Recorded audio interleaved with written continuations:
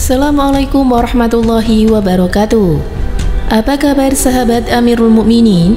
Semoga semua dalam lindungan Allah Subhanahu wa taala.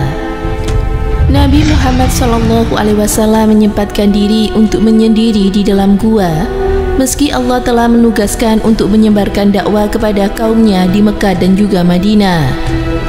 Selain merenungi kehidupannya, Rasulullah selalu berharap mendapatkan wahyu dari Sang Khalik ketika berada di dalam kesendiriannya.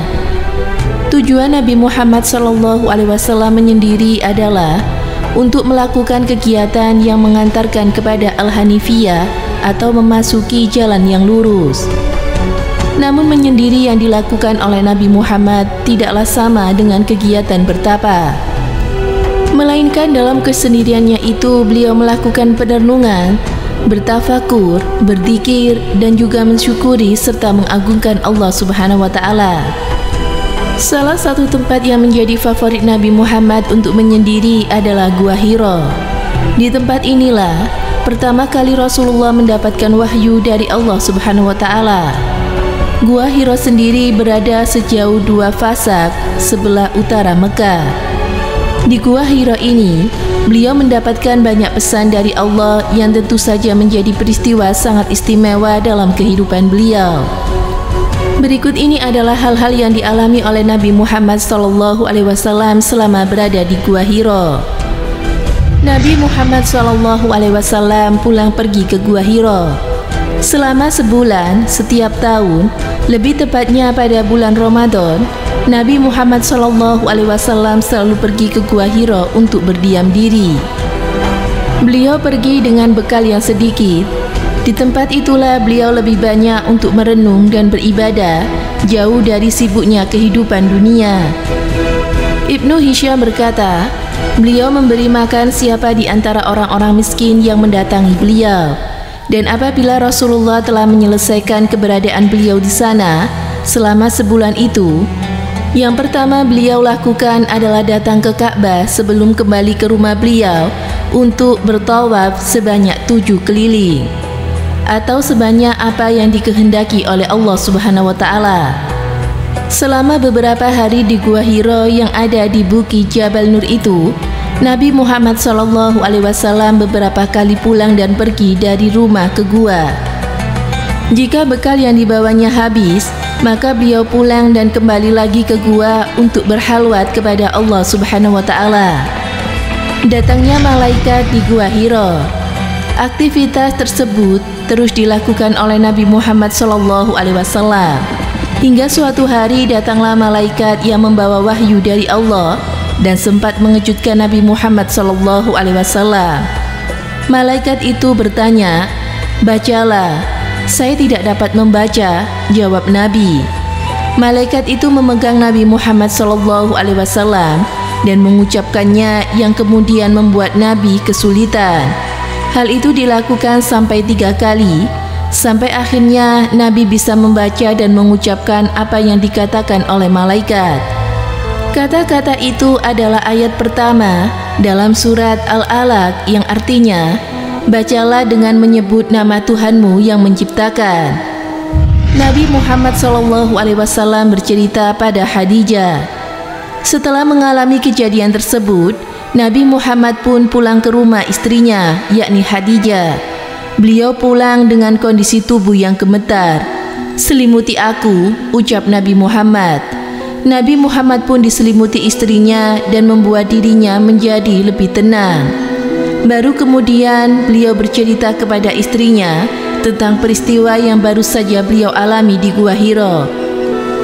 "Aku merasa khawatir terhadap diriku," ucap Nabi Muhammad SAW. "Jangan merasa cemas atau khawatir, akan tetapi bergembiralah. Demi Allah, sesungguhnya Allah tidak akan mengecewakanmu. Engkau adalah orang yang selalu menyambung persaudaraan, senantiasa berkata benar, membantu orang-orang yang lemah dan miskin, selalu menghormati tamu, dan gemar membantu orang-orang yang tertimpa bencana," jawab Khadijah. Setelah itu Khadijah mengajak Nabi Muhammad menemui Waraqah. Dia adalah saudara misan dari Khadijah. Ia adalah seorang Arab pemeluk agama Nasrani yang sangat alim. pandai menulis dan juga menguasai bahasa Ibrani. Wahai anak pamanku, perhatikanlah apa yang dikatakan oleh anak saudaramu, maksudnya adalah Nabi Muhammad, ucap Khadijah pada Waraqah. Wahai anak saudaraku, apa yang kamu saksikan? Tanya Waraqah pada Nabi. Nabi pun menceritakan apa yang baru saja dialami, lalu Waraqah mengatakan, sesungguhnya telah datang kepadamu malaikat Numus atau Jibril, sebagaimana pernah datang kepada Nabi Isa alaihissalam. Sekiranya aku masih hidup ketika kaummu mengusirmu, pasti aku akan menolongmu dengan segala kemampuanku. Lanjut Waraqah, apakah mereka akan mengusirku? Tanya Nabi Muhammad. Ya, tidak ada seorang nabi pun yang datang membawa ajaran seperti apa yang engkau bawa, melainkan ia akan dimusuhi oleh kaumnya, jawab Waraqah. Setelah selesai peristiwa tersebut, Waraqah pun meninggal dunia, sehingga tidak sempat melihat bagaimana ketika Nabi Muhammad SAW diusir dan dimusuhi. Masya Allah, inilah kisah tentang kebiasaan Nabi Muhammad SAW menyendiri di Gua Hira hingga kemunculan pesan dari Allah Subhanahu wa Ta'ala atau yang disebut dengan wahyu. Semoga bermanfaat. Wallahu a'lam bishawab.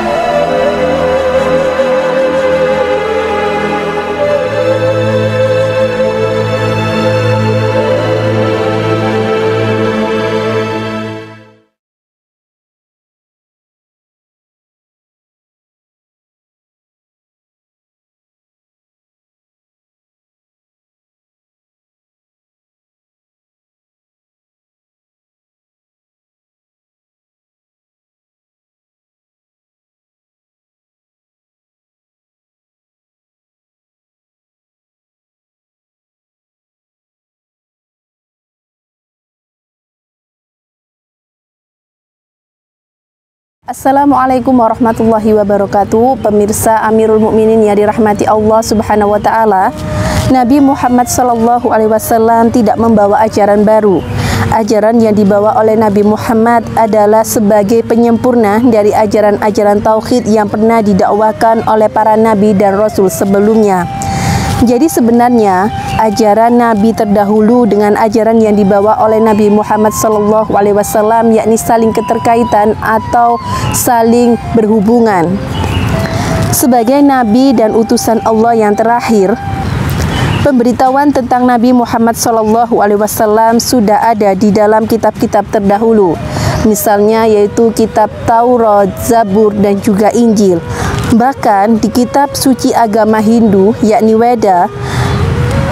Dan perlu dicatat bahwa setelah kedatangan Nabi Muhammad SAW, kitab-kitab yang terdahulu sudah tidak diperlakukan atau sudah dinas atau sudah dihapus oleh kitab suci Al-Quran, dan mereka semua atau umat manusia seharusnya mengikuti Nabi Muhammad SAW sebagai Nabi terakhir. Karena ajaran yang dibawa oleh Nabi Muhammad SAW yaitu bersifat universal atau menyeluruh untuk semua umat manusia. Tidak seperti nabi-nabi sebelumnya, misalnya Nabi Musa hanya untuk Bani Israel, lalu Nabi Isa hanya untuk Bani Israel di daerah Palestina dan di sekitarnya. Karena Nabi Muhammad SAW adalah rahmatan lil alami, rahmat bagi umat seluruh alam. Semoga bermanfaat. Wassalamualaikum warahmatullahi wabarakatuh.